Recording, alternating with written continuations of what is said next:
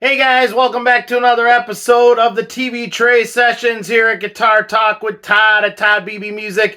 Thank you guys so much for joining me today. Please hit that subscribe button in the lower right hand corner. You know I appreciate that, and thank you so much for being on board with us. As always, we love our Death Wish coffee here, Valhalla Java at toddbeebemusic, so grab a cup and join us. Great stuff.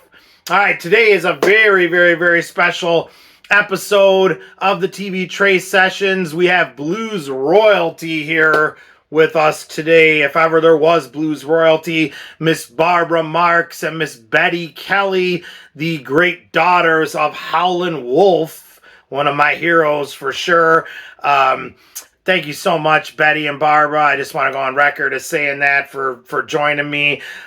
We did a great interview a little while back here. It's going to be published in print in the Buddy Guys Legends Blues Letter. And I asked them if I could post our video of our interview up that we did online, and they were totally okay with that. So I thank them for that. And the reason I wanted to do this interview, there's a lot of things out there about their father, Howlin Wolf, a lot of books and things, and a lot of them, the myths have been blown up and blown out of proportion as the years have gone by, and many times they didn't even talk with Bettye or Barbra about any of that stuff, and obviously being his daughters, they knew him very well, certainly better than any people that are writing books about him, and I always thought, why doesn't anyone just go right to the source here? So that's what I wanted to do. I wanted to get their take on a lot of things and just different myths we've heard through the years about Howlin Wolf. And I just love Howlin Wolf. I will go on record as saying he is the king of Chicago blues. In my opinion, no one came close. I just love Howlin Wolf. I mean, you talk about unique artists and a unique voice and just one of a kind that no one else is even close to being like. Howlin Wolf is that guy. I mean, I can't even name you anybody else that comes close. But so anyway, I want to get into this interview here, and thank you once again to Bettye and Barbra for joining me and letting me do this. I was thinking about wearing my Howlin Wolf shirt the day we did the interview, and I didn't. And then Bettye and Barbra came on and had theirs on, and that was a disappointment for me. So I have mine on now, Barbra and Bettye. I wore this just for both of you. And I might try to superimpose this on my shirt in the video. I don't know. If I don't mess it up, I might try to have some fun with that. But I am wearing it today, and I regret I didn't wear it that day. But I'm super happy I got a fantastic interview with both these two. I've been friends with both of them for years, and I thank them for their friendship as well. So enough babbling here. Let's get into it here on the TV Tray Sessions, talking about the great Howlin Wolf, the legend, with his fantastic daughters, my friends, Miss Barbra Marx and Miss Bettye Kelly.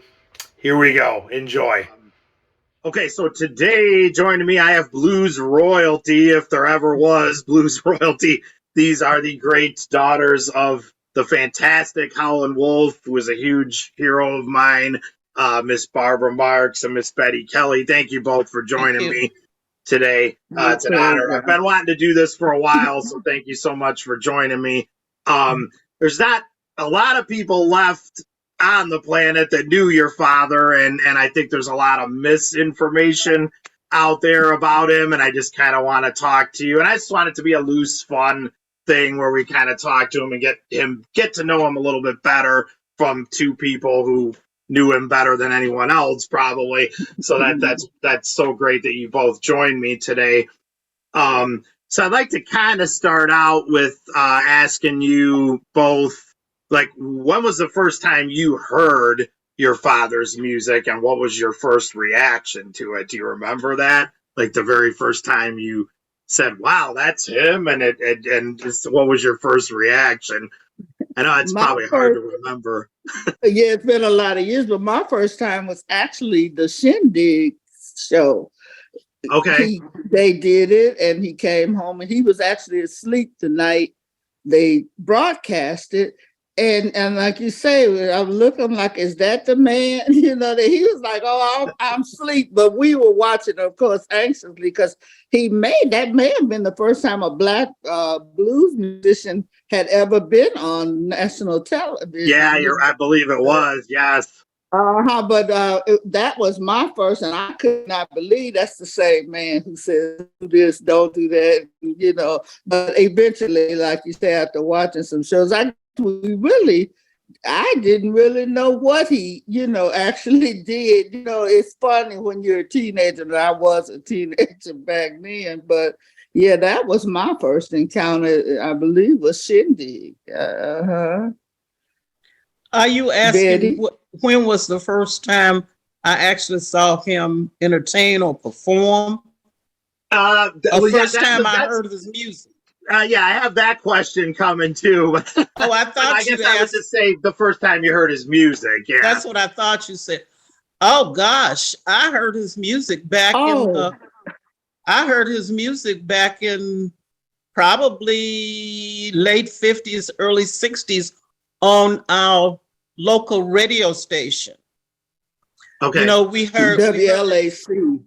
We heard it was a station in Nashville, Tennessee.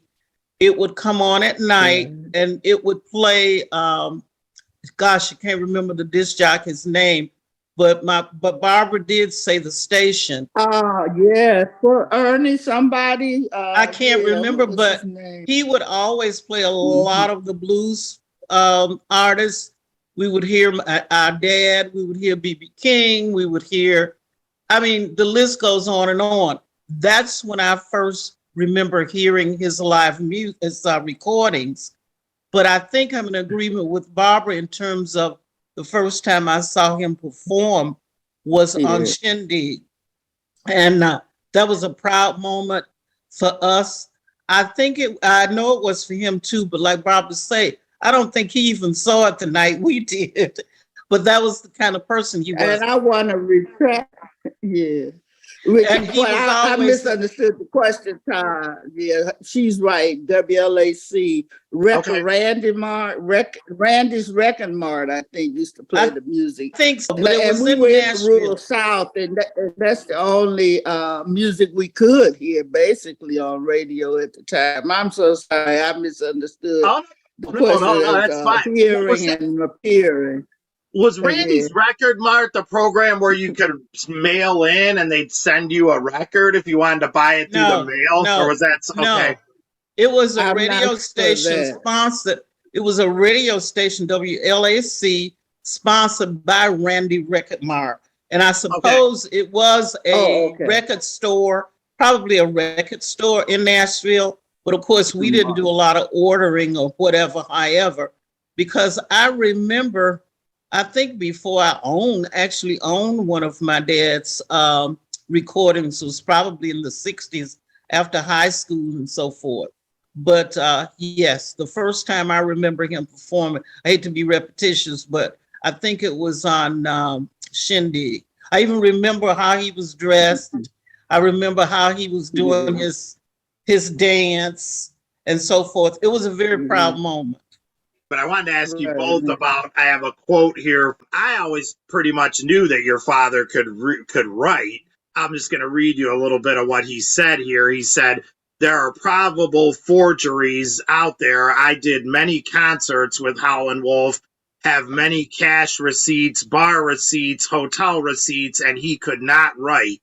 He had his own sign, but no signature. So all of the autographs are fake. Wolf did not learn to write his name before he died.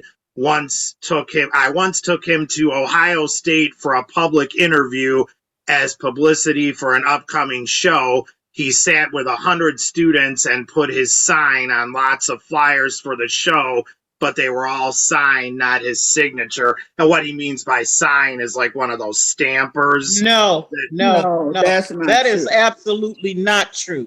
Okay, that's what He I could, thought. So I'm glad to he hear could, this. he could do his own signature, and he could read at a certain level. He couldn't read for a while up to a high school level, but after going back to school, after going back to do studies, he was able to. He's always been able to sign his name. Yeah, he Just did paper night man. school, you know, to Exactly. learn to read and write. No, that's not true that he did No, use no, sign. No, no. He's been able to that's sign definitely not. forever. He went to music school too at night, but Sure or at did. day and played at night. But he went back to our mother's urging. You know, he did go to learn, and she was helpful to him in doing those things too. But no, he was literate enough to sign his own Oh, name. most definitely. As a matter of fact, I have his passport downstairs. You know, where he Right. signed it. No, he Driver's license where he signed that. he No, was, we've got proof. The answer is no. Yes, he was able to sign Okay, well, that's a great. very clear, legible signature. You knew what it was. Well, that's great that you're both confirming this because I thought that was fake, but And I just thank wanted you, to. Todd. Thank you, Todd, for allowing us to make some things clear. Yeah. Well, that's my whole point of wanting to do this interview. I think there's a lot of things like that I just kind of knew. Obviously, I didn't know your father, but I just kind of knew he was able to write and stuff, and I wanted to confirm that with both of you. Well, it's great that you're talking about your mom keeps coming up too, and I definitely want to talk about. Obviously, she was a huge part of your father's success and his whole. I always loved just. I'm reading here off some stuff I just have as notes, but the huge impact he had on me. There's this stereotypical image of blues men and stuff, and your father, I think, just destroyed that because he never went on stage drunk. He never encouraged that kind of. And I always, especially as a kid, everyone told me, "Oh, you're gonna have to drink, and if you're gonna play blues." And when I saw your father, that had such an impact on me that I didn't need to do that. He just destroyed. Let me add this. He did not allow his musicians to perform drunk. There have been times when you've been sent home if you'd been drinking.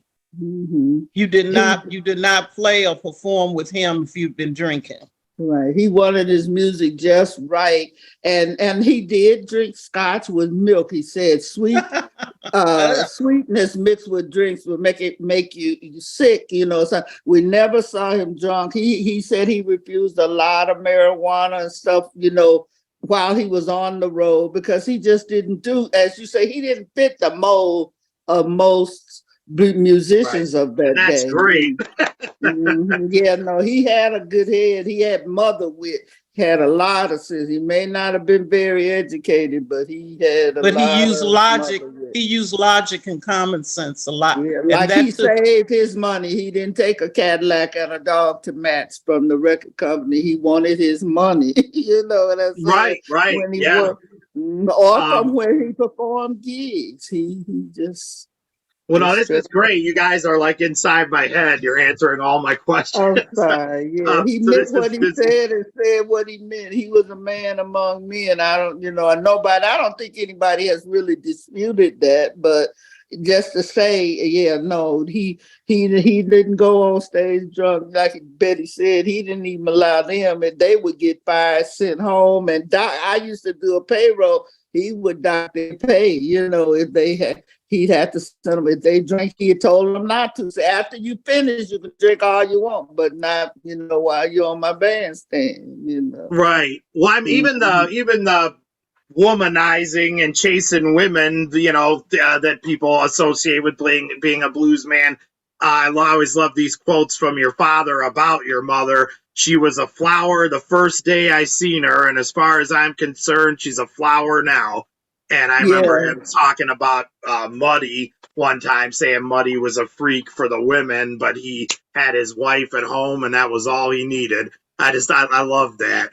And he called her golden. Actually, our mom, and not, to be honest with you, he loved the dirty water she bathed in, and anybody she loved, he loved, She did. I mean, if he did any of those things, right, he never did let it. it get back. He did not. It was not exposed to us. And I'm a firm believer. I do believe that they were a very good example of love. She loved him, he loved her, and he looked out for his family. He was a responsible person. Actually, sometimes I think he was a little bit too strict in terms of Barbara and I. But now that I'm an adult, I understand. Because I guess with him being out there in the world, seeing a lot of things happening, he wanted to make sure it didn't happen to us. And believe you me, we respected that. Oh, we had to.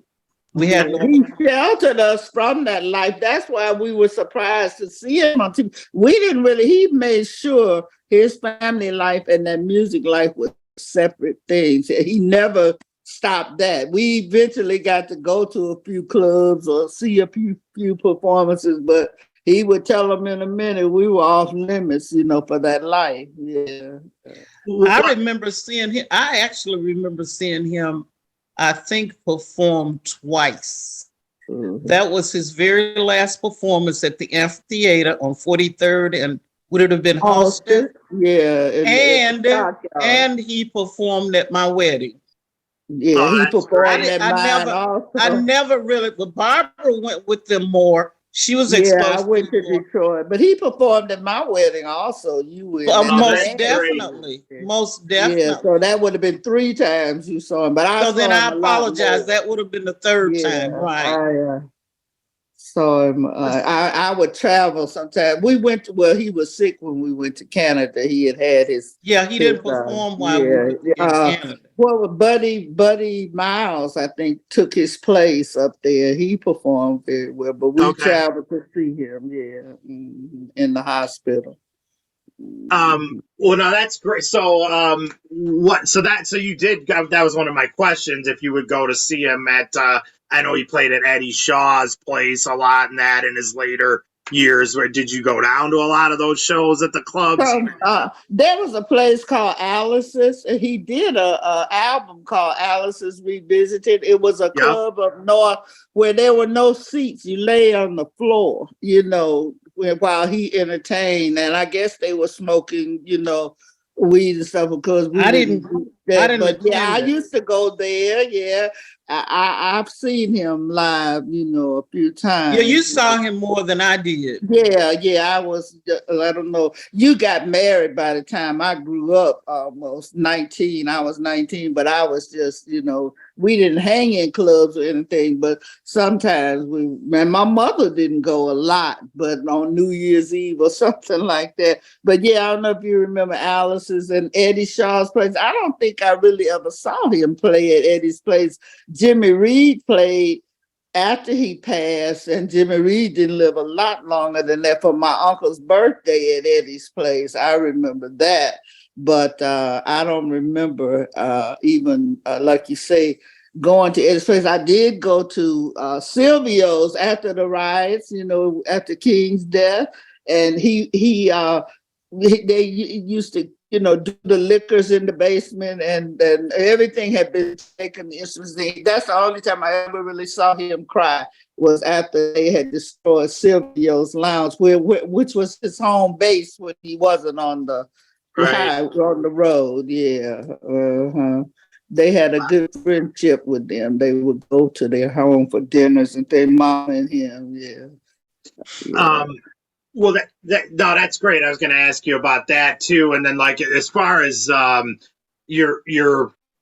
house your mom and dad lived in, like, he had that house built. Am I correct about that? Or yeah. He had that house built, and he paid and he paid cash for it.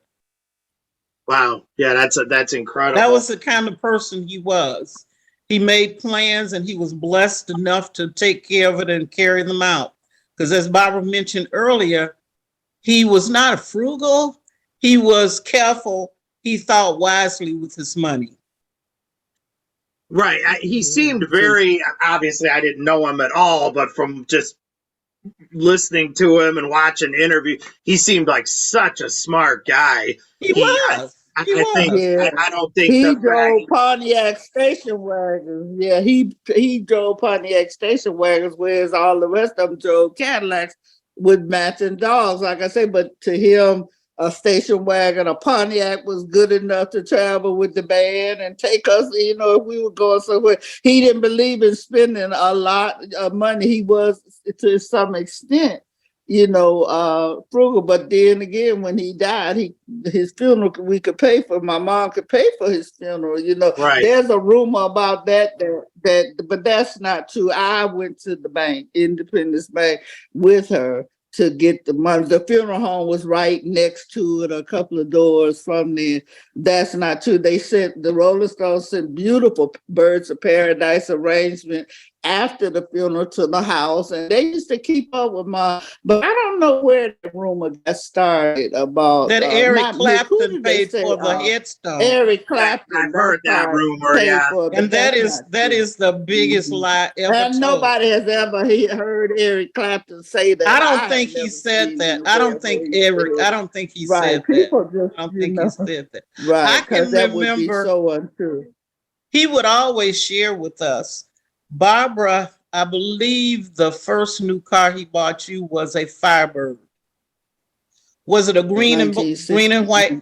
He always it was an army green with a green rag top in 1969. Yeah, he always took care of us.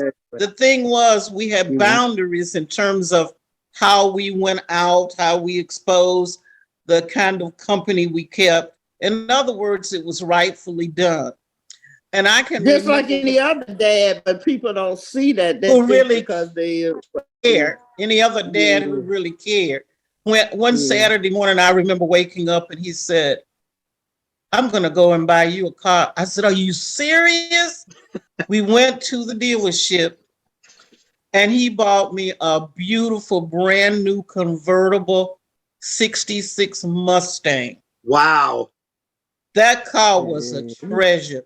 I enjoyed it. And I don't remember him ever riding in it because it probably didn't work. He probably didn't care. But that was so too much. But I remember that's how he treated us. That's what he did for us. He always made sure we had everything we wanted. And I suppose he had everything he wanted because he liked to fish. He liked to hunt. He would order special dogs. You know, he liked to, the only time he liked to really do nice dressing, suit and so forth and so on would have to be a special occasion. He wasn't the kind of person who have to walk up and down the street, be out in public, all flashy dressed. Yeah. You would have loved him, Todd. You would have loved him. He was so authentic. He was so laid back. He was so for real. Now, if you hear any of that, that is truth. Well, yeah, you're right, because all you hear are these stories about, you know, how mean he was. He did this and that. Yes, I don't think that is a bunch of mess too. It's just like nowadays the rappers, if they say there's a feud, more publicity, more sales, you know, and that's really what was going on. The competition with the record companies and the, you know, producers and the radio thing, but it really was not true. He was a very helpful person. He contributed to some of the musicians or some of the blues men that didn't have monies. He shared. I'm not going to call any names, but he shared with them because he had a feeling for them. He knew they hadn't taken care of themselves like they should have. So when things got really hard, I'm just using a common term, when they had needs, he helped them. Yeah. And when he left and went to heaven, he was not a broke man. He was not a disappointed man. He was a loved man, including loving himself, because he knew he had done what he was supposed to do here. His mom was supposed to have been a very religious person. And it really, how should I put this? It really kind of interfered with his relationship with her because she didn't understand. She didn't want him to sing the blues. She wanted, if he was going to sing, she wanted him to sing spiritual. But that was what kind of separated the two of them, the kind of relationship they had, because she was very religious. Yeah. Well, I know. But go ahead with your train of thought, Todd, and we can correct what you said was written about this Mom. is great. Thank you both. I'm loving this. You're answering so many questions. This is great. This is exactly what I wanted to get right from the source. You're making it easy. Well, thank you. I was good friends with Hubert before he passed away. I had many conversations with him, and he told me about something reference to that, like they were down south somewhere, and your father's mother he reconnected with her, and Hubert said he tried to put, I guess, money into her pocket or something. And when she went to hug him, she felt it, and then but he said that really affected your dad, that she didn't want to talk with him and stuff. Yeah, he asked for her on his dying bed, but she refused to come. My mother offered plane, limo, any way to get her here, but she didn't, when going down slow really became kind of a true epitaph for him, But she definitely, and they say she was like a street preacher or something, but she was living when he died, but she would not come. He asked to see, beg for her. He wanted his mother, of course, I guess, knowing that he was passing away, but who knows, like you say, he did what she said it was the devil's money that he made. What? Yeah. Well, and I know we were talking about this a little bit ago too, and I kind of skipped over it, but I do think the rivalry between him, actually, it's Muddy Waters' birthday today, but happy birthday! But I think that was at least I feel like it was exaggerated. It was. They did want to be. They had different styles. He was an entertainer. Muddy was a singer. You know what I'm saying? But again, of course, and he wasn't egotistical. I never saw any where he had an ego. I don't really think he knew the impact he had on music or what he really, accomplished. But no, there was no real, there was jealousy about your wife or your women or whatever. I think a little bit like any other thing, but they didn't fight and argue like that. But of course they wanted to be the number one in their field or whatever, but I don't think they borrowed each other's bands, and whatever. Right, Well, I love them both, but I'll go on record saying your father's the king of Chicago blues. There's nobody comes close. I'm sorry. I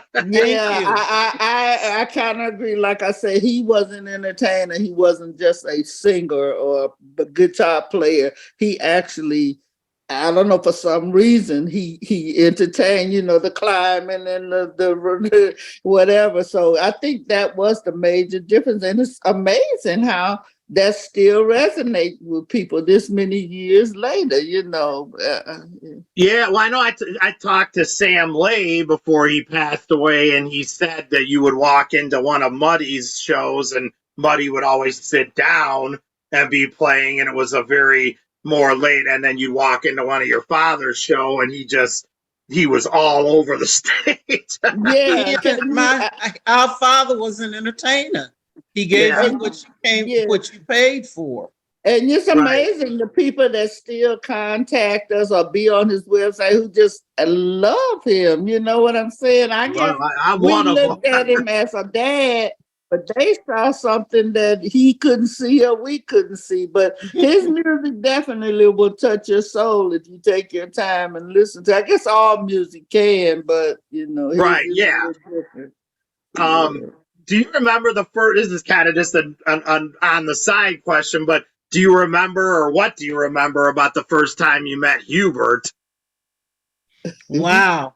That's a good question. Wow. But he was a nice guy. So we felt like we Hubert was knew him. fantastic. Yeah, he was We our felt like brother. we knew him forever. I mean, I can't. Right. I don't remember when we met him. I don't I either. know I He used was to always sneak him there. drinks at the house, nobody wanted him to drink, but sister, and I would go down to the bar. Yeah, and he get him always something. treated Barbara and I. He thought Yeah, he was we kind. were his sisters. Right, Okay. and he We were was his a kind sisters. guy. I don't know, like you say, he had his weaknesses like everybody else, but my father, it was like a father to him. He kept him in line like he did us, and whatever, pretty much as he could. But like you said, when they were working, that was it, Mm-hmm. Yeah. But I'm like her. I don't remember when we first met him. I guess when we got here in '64, had to be sometime shortly after that, because they would come to the house to travel. We knew Hubert before then.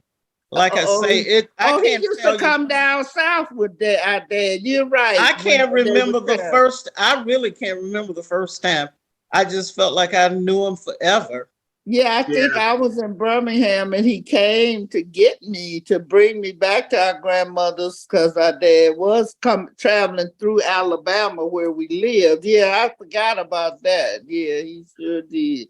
Hubert was always there, like you say. He just didn't your father also keep in touch with like Willie Johnson and them went through the years too? I know.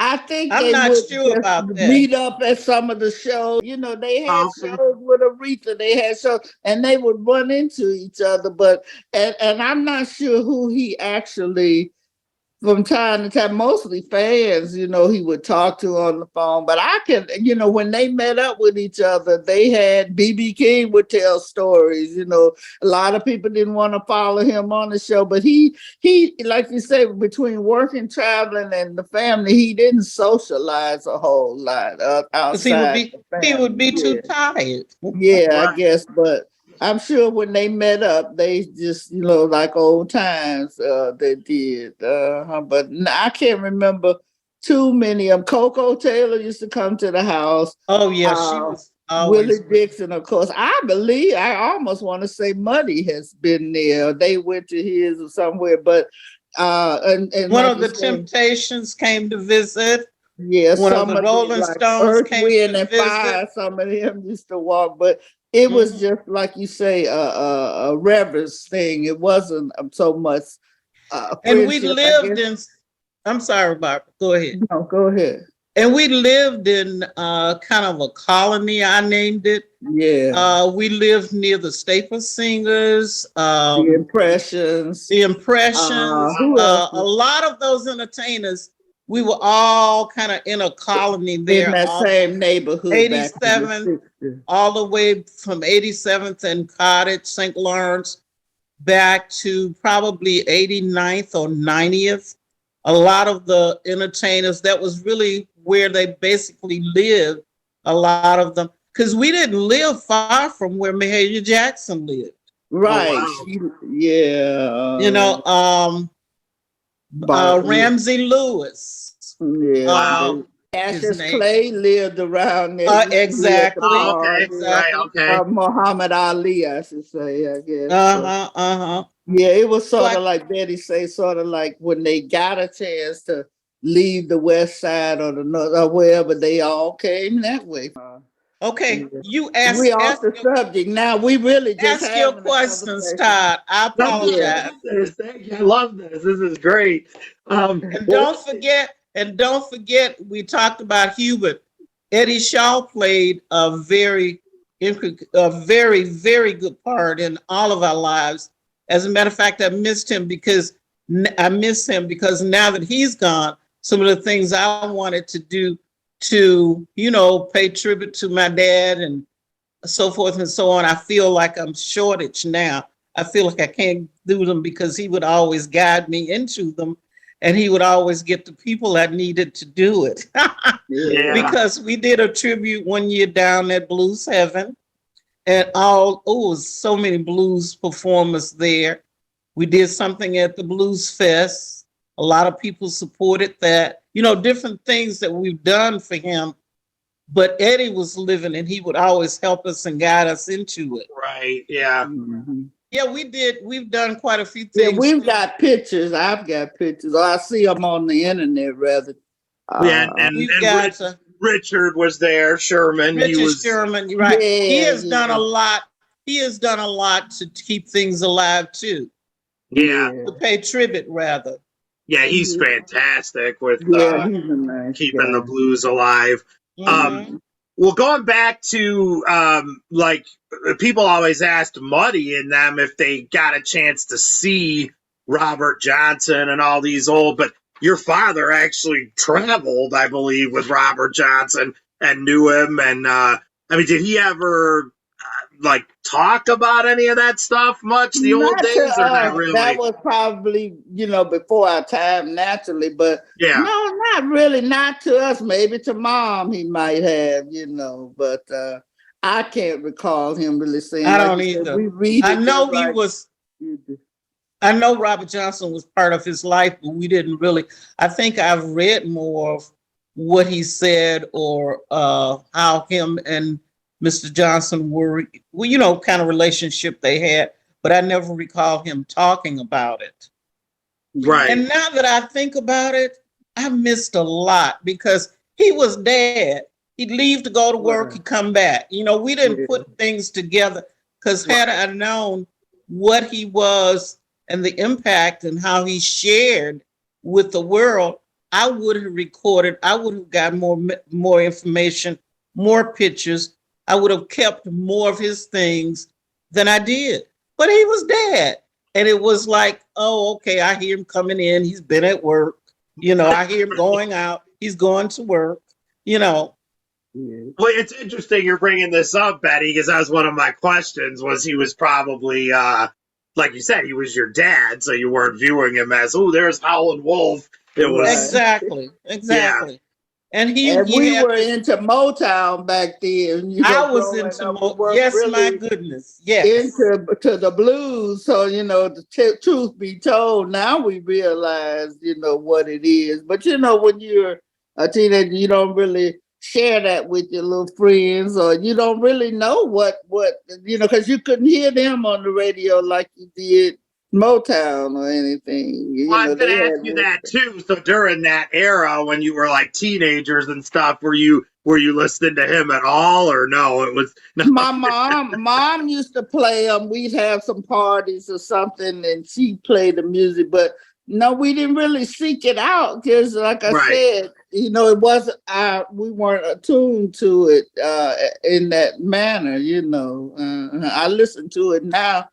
Most of the days I run into something and just hear him or see him, and I realize what the blues really is. But back then, like you say, you just didn't have a clue. I'm like Betty. I wish I had. There were people we met, we could have taken pictures with who were really, done things, but it just was. He was like any other dad to us, Mom and Dad. It just didn't dawn on us, like I say, how famous he really was or was going to become.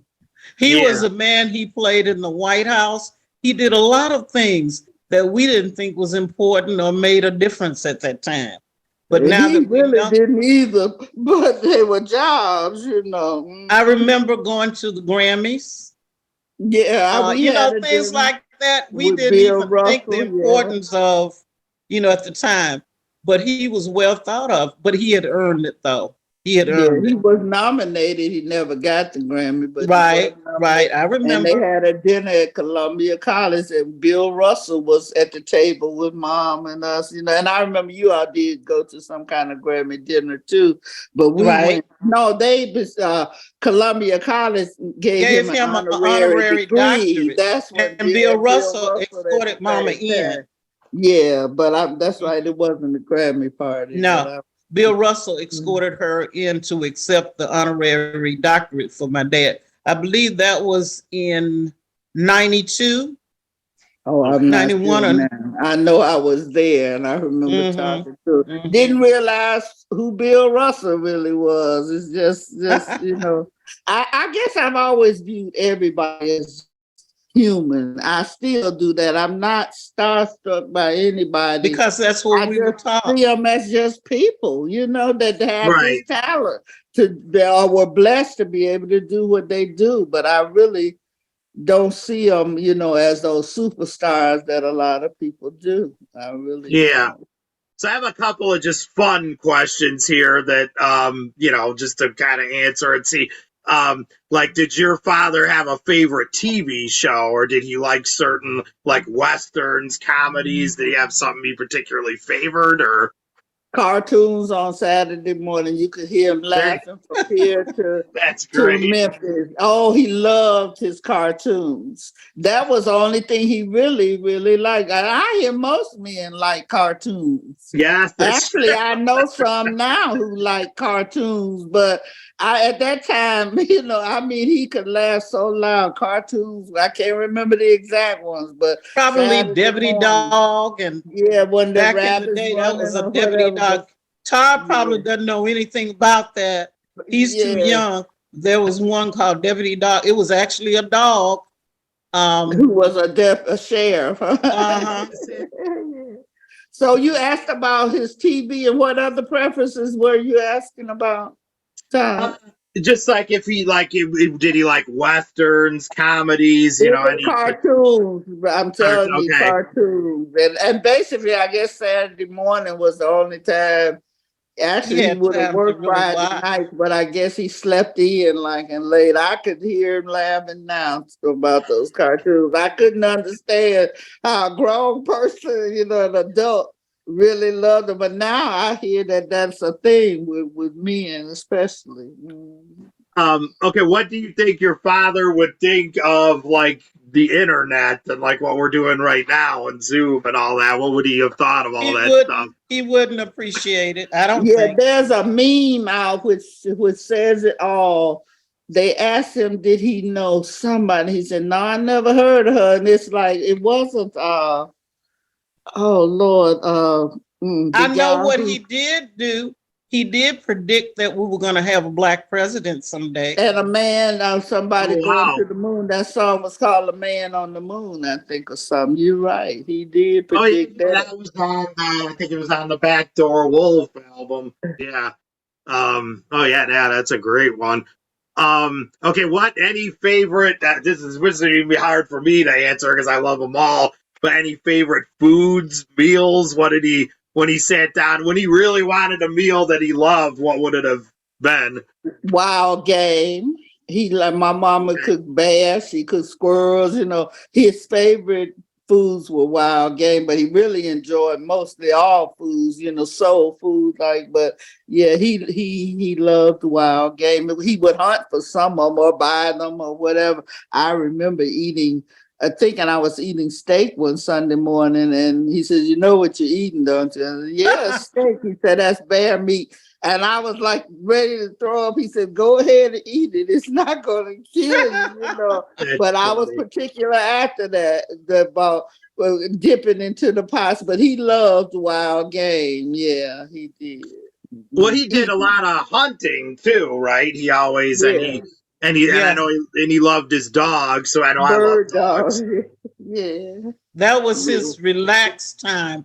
That was his gathering back into himself when he would go hunting. I think he liked to fish too, didn't he? Yeah, he would go. He had a boat. Yeah, he would go up. He had a boat. And like you say, he asked me to take care of his dogs during his last days, and that was a job too. He had built them a run, in our backyard, and though they were spoiled, like Betty said, they were. I don't know what cat. I guess it was. Now that you think of it, some kind of who sell dogs. It must have been something rare. But he would order them he would have to go to O'Hare. Ship them to him. Yeah, he would have to go to O'Hare to pick them up. Where were they? A breeder, I guess, a breeder or something. Yeah, but he liked his hunting, fishing, and he loved, like you said, fish was a thing he liked to eat, but he really preferred wild game to any of it, I think. When it was time to relax, he knew what to do to relax. Yeah, he used to go to Hot Springs, Arkansas once a year and take those mud baths and things. He had a way, like you said, of coping with that life on the road, although it proved to be too hard on him and a lot of the rest of them. They couldn't eat properly, they couldn't sleep properly, and therefore most of them lives were cut short, I believe because of the hard work they did just to Yeah. do what they did. Yeah. Yep. Mm-hmm. Yes. So if you both had to pick what would be your favorite song of your father's? Like you said, all of them, but I think Smokestack Lightning. I was thinking about Howling for My Darling. That's not his song, but he sang it. But Smokestack Lightning definitely was his both ways. So I guess that one. It's been put into. Were you down at the Blues Fest the year that they put that into the Library of Congress? Yes, Yeah, and stuff. It's amazing, like you said, and he has written a whole lot of them, but. Like you said, you could tell it's him whenever you hear either one. Exactly. I think Spoonful. I think Spoonful is my favorite.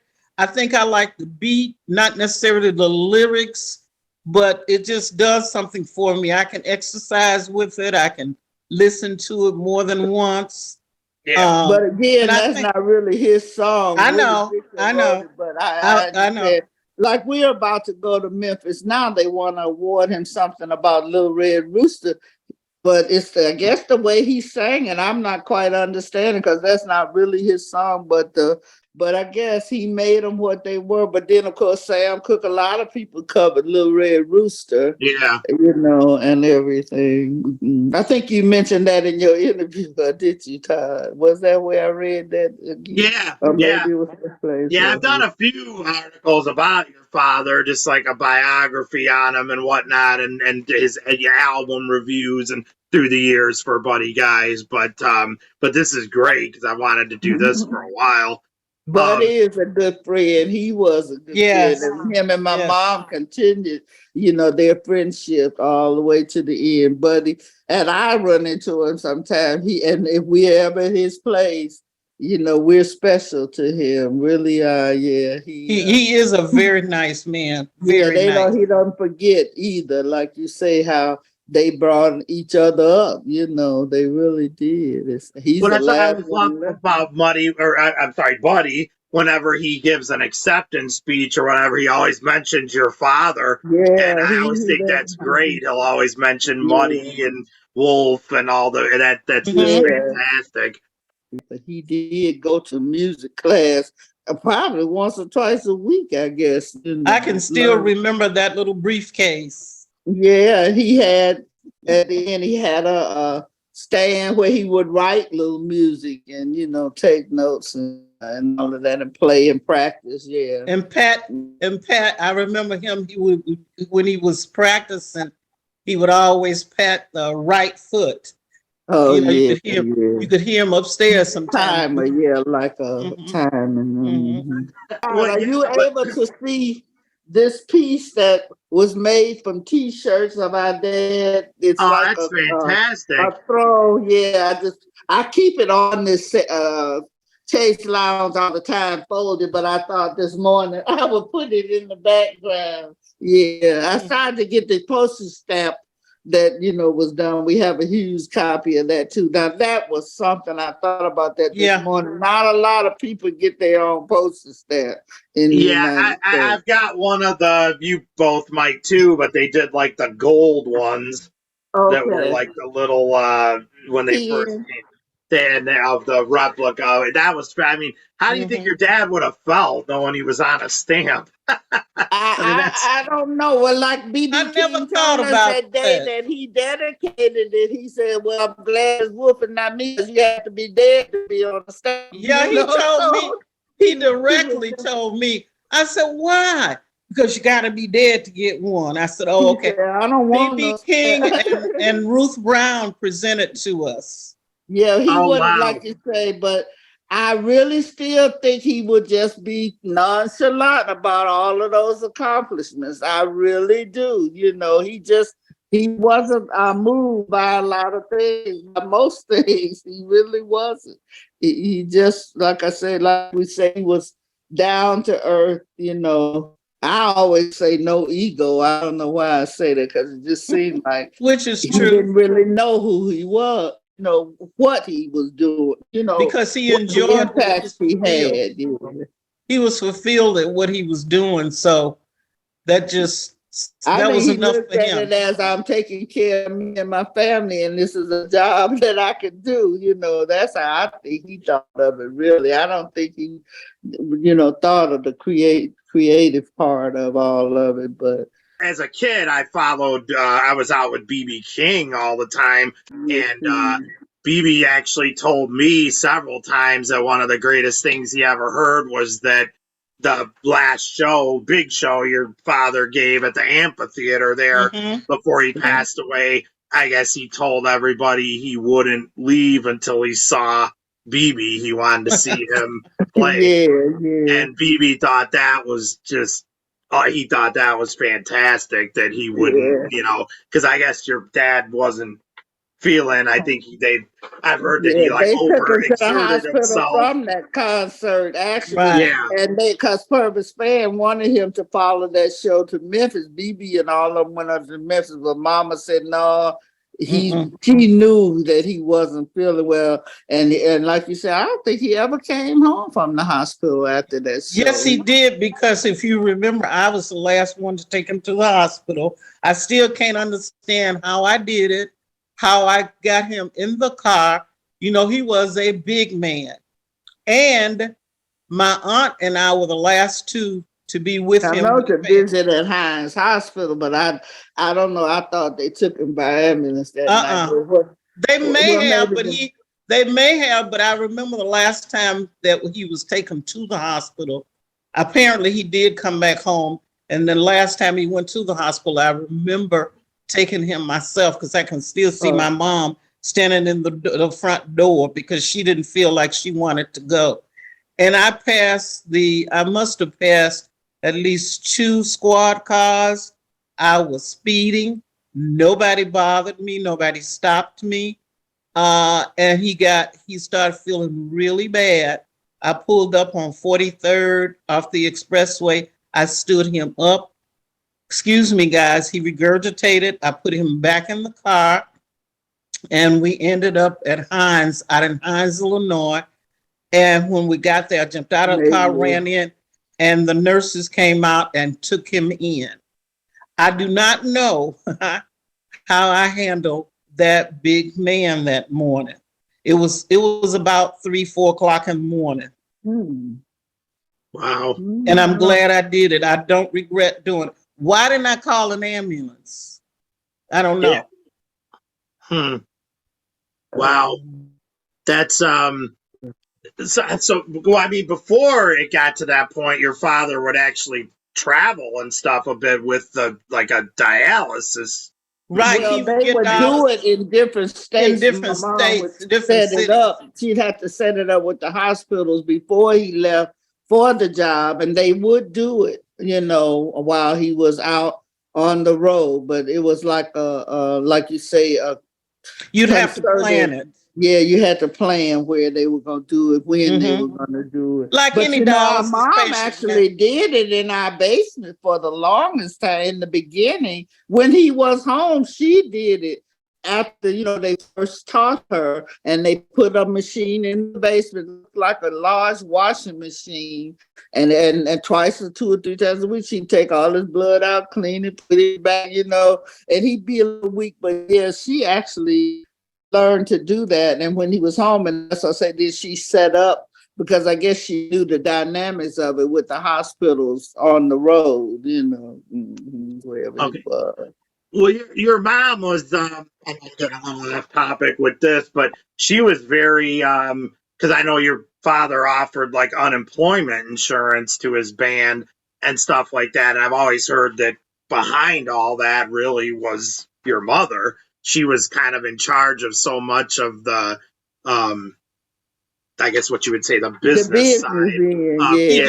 She did, yes. Yeah, yeah. And I then understand. they had accountants and people consulted with, but she had, everybody in the blues community respected her for the way she did handle his business. And a lot of them tried to pattern after that, and a lot of them asked her to help them do it, but for some reason, again, she wasn't highly educated, but she had that mother with, to protect him. Because he, I guess when she met him, he said he had been abused and used by a lot of people. And she took it up on herself to make sure it didn't happen anymore, Well, it's kind of amazing, even by today's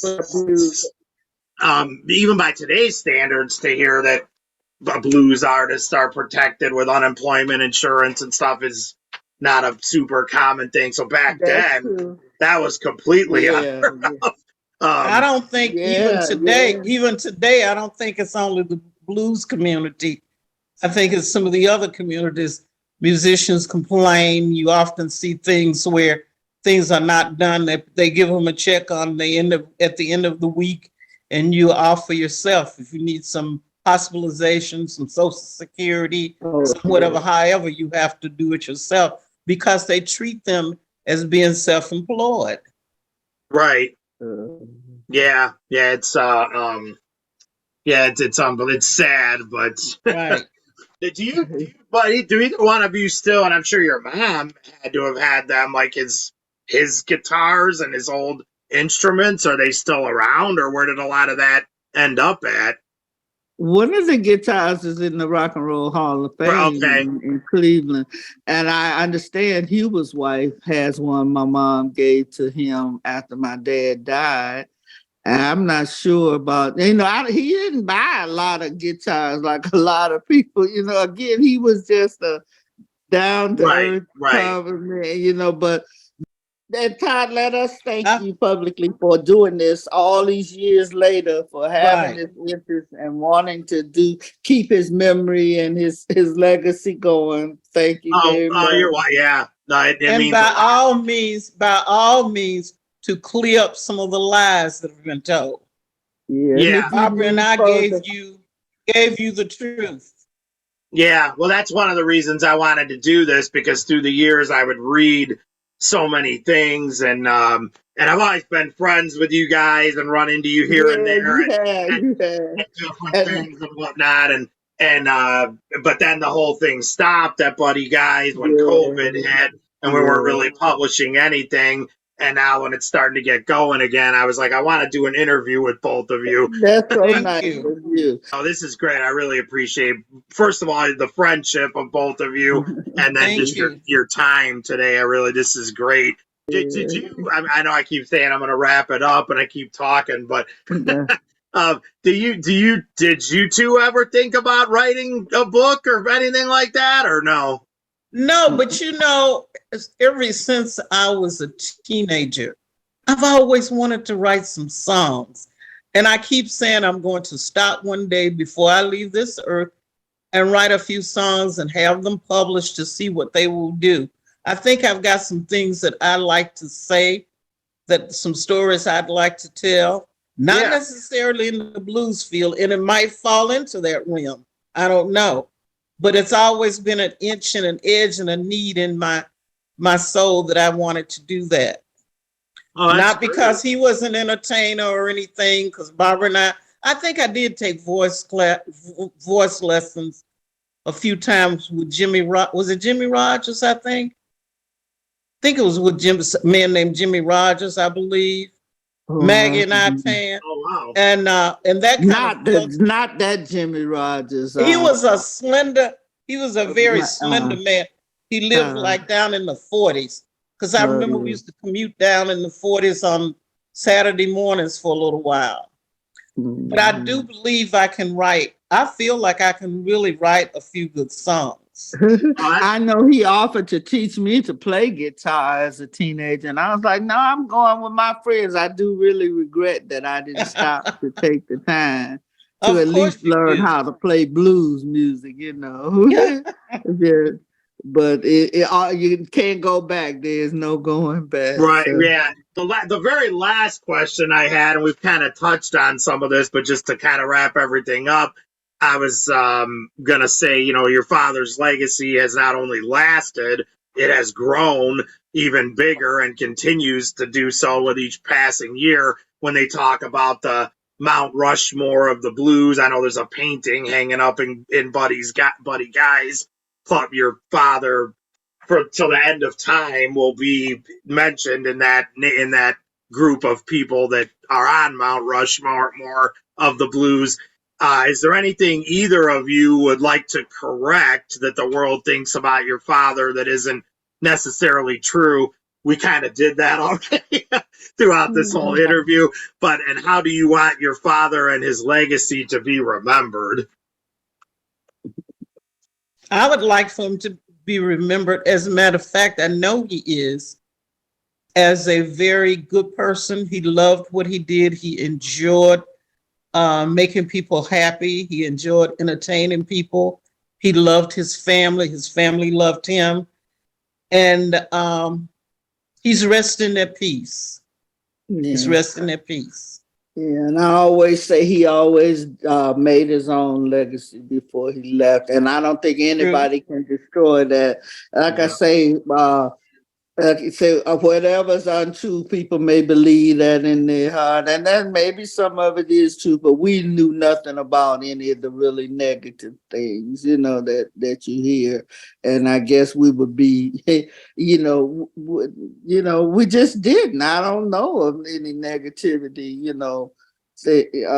that's connected with him. He was straight up. He just, he was just straight up for who he was. I always say a man among men. But like you say, it's amazing how with this new, the internet and all that, you see something every day. That's one thing we could never forget him. We can't really lay him to rest like we say we could our mom or somebody else, because he's constantly being brought up. And truth be told, I've been told by friends and family that you hear more about him these days than most of the musicians from that era, Yeah. So whatever it is. So it must be something, it must have been something he did right.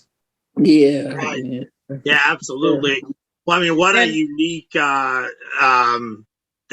interviewed me a couple weeks ago about just the different blues artists and stuff. And I kept saying, to me, there's blues singers and there's Howlin Wolf.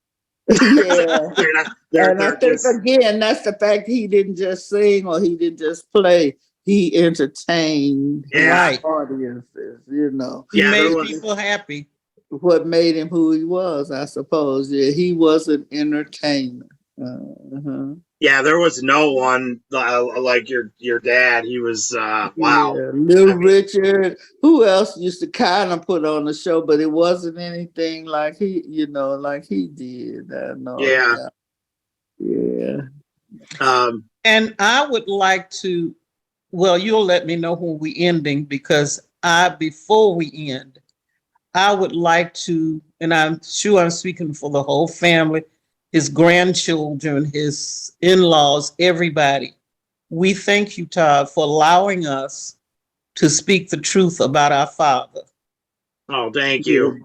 In this late day and age. Yeah. No, it's an honor for me to be part of it in any way, just to keep your dad alive and his legacy.